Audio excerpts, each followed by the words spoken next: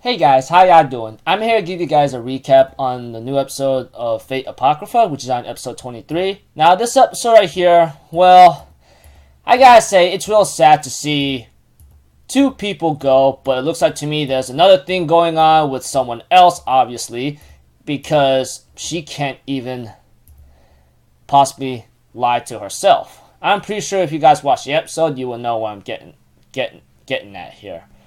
But as we all say and have in mind, it's all part of the plan. So if anything else, let's go. We have to it, Mordred and her master Shishigo, I think, or the motorcycle guy, if I want to call him, ends up taking on Assassin of Red. And apparently she is actually major trouble than everything else, because apparently what she controls in the throne room is like her freaking major battlefield, and Mordred struggled greatly in order to try to fight back, etc. And of course she breathed in a lot of poison to a point where she almost fainted out.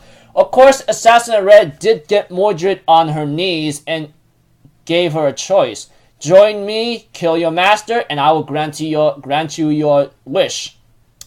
And we have to it that Mordred remembers back then, or looks at illusion or possibly a flashback of her own past to seeing her father pulling out that sword. And therefore she remembers that she had her wish, she wanted a wish where her father does not have to bear all that loneliness or stop being human, etc. And asks Shishigo, her master, to help her out. And therefore they all went all out with everything they got, and therefore Shishigo ends up using his command spell. Last command spell. I think one of them had to be like, Saber, come back to me, but it doesn't work. But the last one, he pushes Shishigo pressed something or injected something into Mordred and uses his last command spell on her to kill the king. Therefore, she manages to kill the core of whatchamacallit, Assassin of Red, and she ends up saying, hey master, you ready to go? And looks like she's ready to go to another fight. But apparently Shishigo, on the other hand, is pretty much at his limit, apparently. And he even told Mordred that his real wish is that he wants to bring back his daughter. And apparently Mordred pretty much says she also had a wish, maybe to get the attention from her father, or like she said in this episode, that she wants to save her father from loneliness. So it looks like to me that both these two share the last moments together, as Mordred decides to go as far with her master, which is pretty true as a knight, and I actually like that. But also sad at the same time, because I really love Mordred and Shishigo, or both those two, because their compatibility was pretty slick. Just like two best friends formed up to go as far as they can and realize what they wanted in the end, And apparently Jean ends up meeting Red Caster, and Caster puts it into an illusion of her own past, etc. But apparently this involves Sig inside one of her memories in Shakespeare's Noble Phantasm. Of course, Jean, on the other hand, realizes that this is all of an illusion, of course, but there's one problem though. She ends up facing Gilles, which apparently Shakespeare says this is the real Gilles. Apparently it's a servant, but he's real.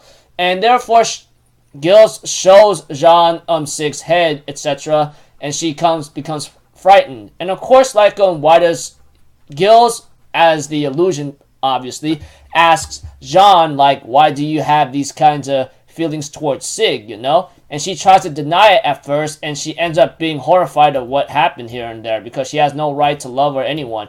Of course, Letitia, I think, is the one that's inside her mind, tries to tell her otherwise, and therefore we have to it that Gilles the illusion asks Jean these questions. Why did you let him enter the battlefield? Why do you care about him? Why are you scared that he's about to die? Don't tell me you love him or something. And then the head talks to Jean by saying, I'm just a homunculus that's about to be disposed. That's it. And therefore Jean screams in agony and says, no, that's not true or something.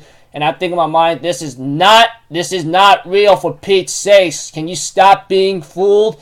And by that time, of course, Letitia knows that Jean's lying to herself and her heart is true or something. And she's just stuck there in total, agonizing moment or something. Not be able to get out of there. I'm thinking in my mind, for Pete's sake, Jean, I don't understand how you're falling for this cheap trick. But you know, I guess illusions could always like fight their way through to cause you trouble. So I don't know. So until then, I don't know what's really bound to happen, but it's not going to be really, really pretty from here on out right now because Jean's in a freaking broken state because she's lying to herself, possibly her own heart, etc. But who knows?